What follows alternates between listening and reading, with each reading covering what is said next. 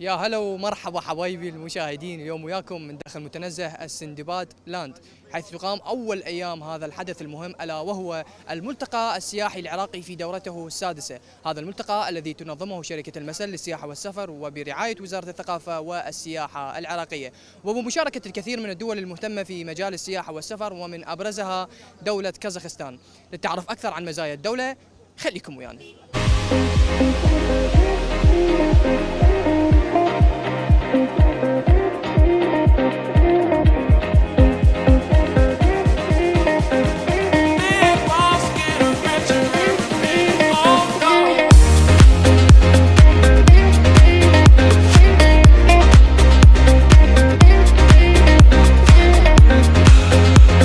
تعتبر دولة كازاخستان من الدول الجميلة سياحياً، حيث تحتل المرتبة التاسعة دولياً من حيث المساحة، وتتميز بغاباتها الكثيفة ومساحاتها الواسعة.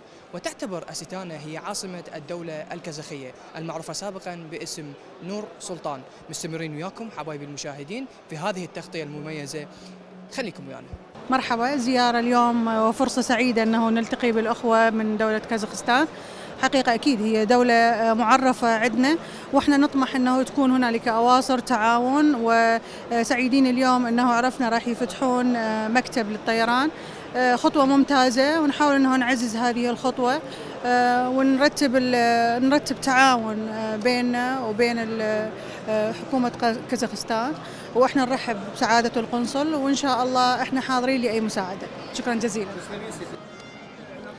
حقيقة لأول مرة ألتقي ولكن الانطباع يبدو جميل جدا، وقد حافظوا على تراثهم وآثارهم، وتبدو أن الصنعة صنعة احتراف. يسرني أن أكون في يوم في كازاخستان لأرى الأمور عن سعة وعن قرب إن شاء الله تعالى. بارك الله فيكم. أهلا وسهلا بكم. أنا سعيدة أنه اليوم جناح كازاخستان موجود بالعراق، وبهذا المؤتمر المهم اللي يضم أكثر من دولة وأكثر من شركة سياحية.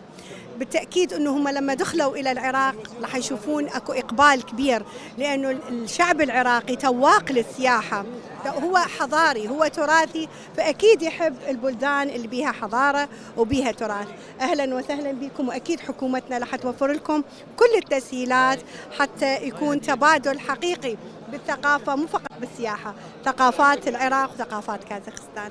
شكرا جزيلا. شكرا جزيلا. أنا ما شايفة كازاخستان، بس إن شاء الله كثير من المواطنين من إقليم كردستان رايحين على كازاخستان، وإن شاء الله يكون التعاون ما بين إقليم كردستان وما بين كازاخستان حول تبادل الخبرات وتبادل الجروبات السياحية. إن شاء الله يكون هذا بداية خير الكردستان والكازاخستان إن شاء الله. Mr. Oljas, Yes. tell me about the city of the thousand colors. Almaty is a very beautiful city. It's one of the favorite destination for tourists from all around the world. And now in general in Kazakhstan, in an Almaty city, we are trying to develop tourism. The number of tourists is growing like every year. And now we have visa-free regime with many countries.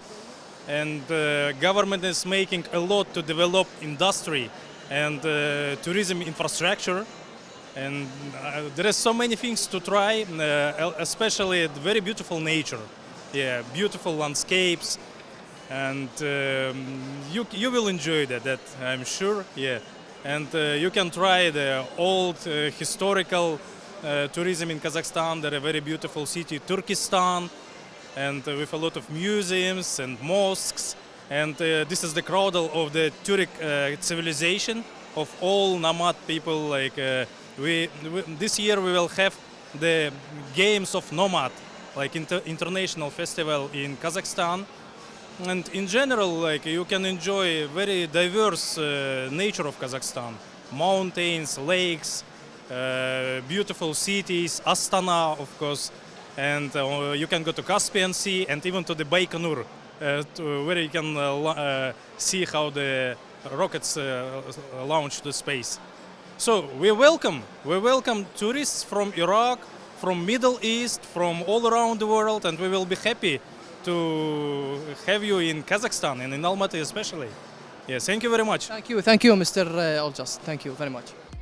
مثل ما شفتوا أعزائي المشاهدين، هذه كانت تغطيتنا لهذا اليوم. ألتقيكم غدا في تغطية أخرى وأشخاص آخرون. لا تنسون متابعة حسابات شركة هلا كازاخستان على منصات التواصل الاجتماعي الفيسبوك وإنستغرام وكذلك اليوتيوب. كونوا على الموعد. في أمان الله.